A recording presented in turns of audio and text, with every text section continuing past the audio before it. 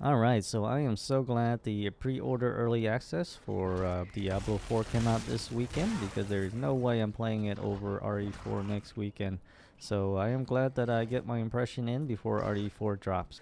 Now, on a personal level, I will say Diablo 4 is a lot better than Diablo 3. It is about this on the same level as Diablo 2. The only thing that Diablo 2 has over Diablo 4, I think, is a bit of nostalgia. So it is hard for any future Diablo to kind of beat, Diablo 2. So Blizzard pretty much just took everything that was great about Diablo 2 and Diablo 3 and just kind of meshed it and created Diablo 4. And we get that nice dark gritty look back from Diablo 2, which I really prefer, because Diablo 3 I did not really get into it that much. I didn't really like the more vibrant look of Diablo 3, and it didn't really hook me as much as Diablo 2.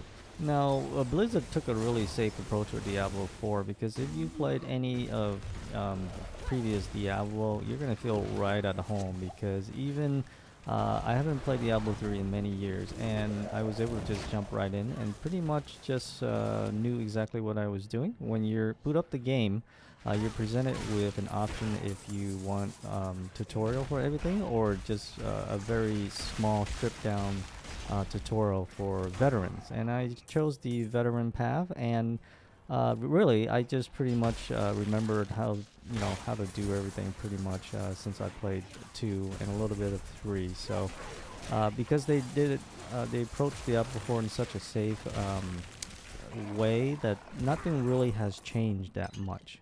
That could be a good thing if you're looking for more Diablo and you just want more of the same from 2 and 3. But if you're coming into Diablo 4 expecting something new, or at least, be surprised by some things, I think you might be a little disappointed. Now, I did finish Act 1 with my sorceress right now that is capped at level 25. And I also tried a little bit of the rogue class, and I will say all the skills for the sorceress and the Amazon are very similar to Diablo 2 and Diablo 3. So you're going to be using the same skill. Now, if you've been playing 2 and 3 still leading up to 4, it's going to be the same. So you might be disappointed. There's no new skill even up to level 25. The only new skills is your ultimate. When you get to level 25, you get to pick an ultimate skill out of 3. And that's what I mean by Blizzard playing it safe. They really didn't experiment with anything new with the classes. If you were playing, say, a sorceress leading up to Diablo 4, that same sorceress you can pretty much just copy and paste over to Diablo 4. That's how similar all the skills are, and the feel, and the combo, the variation, and stuff like that. Now, the skill tree might be a bit of a disappointment to more of the hardcore Diablo players, because it is very simplistic. It is nowhere nearly as complicated as something like Path of the Exile. It is very straightforward, and it could be a good thing for a lot of people, but then I think more of the hardcore player will find it very lacking. So we still have the same upgrade system, the gem, the socket, the fusion of gems, adding sockets, removing sockets, things like that. So nothing has changed there. Now, we've only given a taste of the first act, and I will say the tone is a lot darker this time around than 3. Especially in some of the cutscenes, it is very dark. I think even darker than Diablo 2. And the story being told through the cinematics is pretty well done.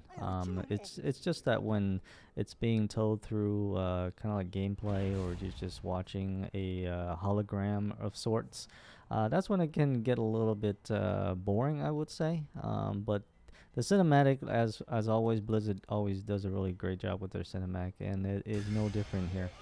Alright, so let's move on to the performance. Even though this is considered a beta, it is pretty much a finished product, because there's not much you can do with it with just 3 months left till launch.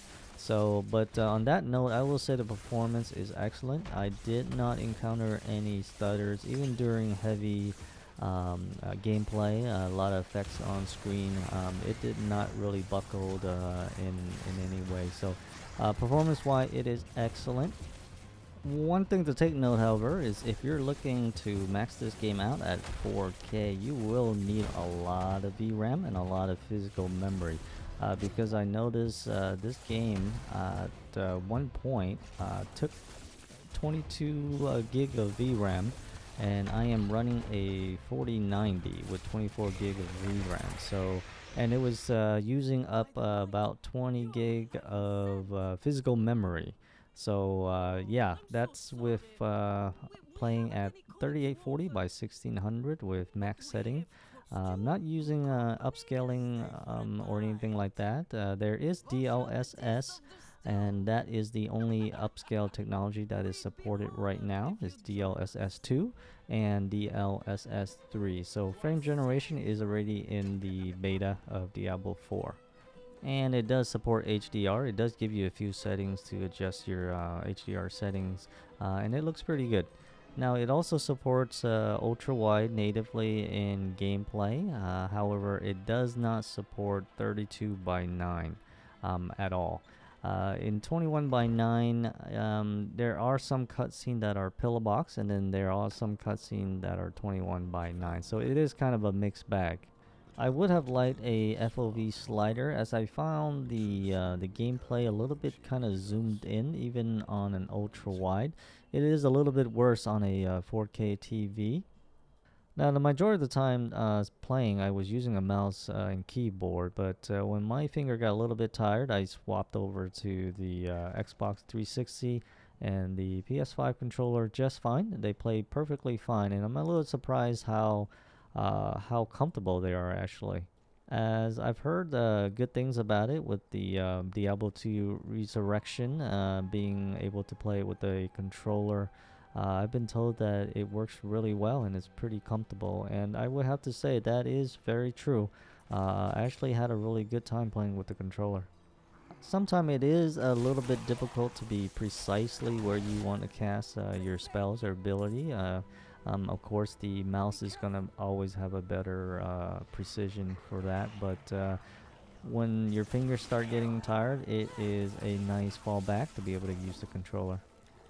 Now, I was able to participate in the world boss. Unfortunately, the people that I was grouping with, we were unable to take it down, as there were not enough people that were high enough level, as the boss required level 25 plus, and there were a lot of people running around with between level 10 and 15. So I would say the world boss was a little bit overtuned for this beta, and only giving people a day to try to get to 25 is a bit much, I think.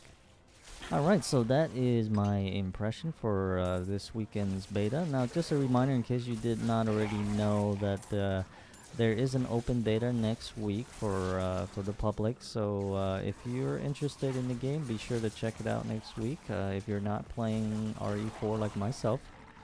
And as always, I appreciate you guys watching this far, and I will see you in the next video. Take care. Bye.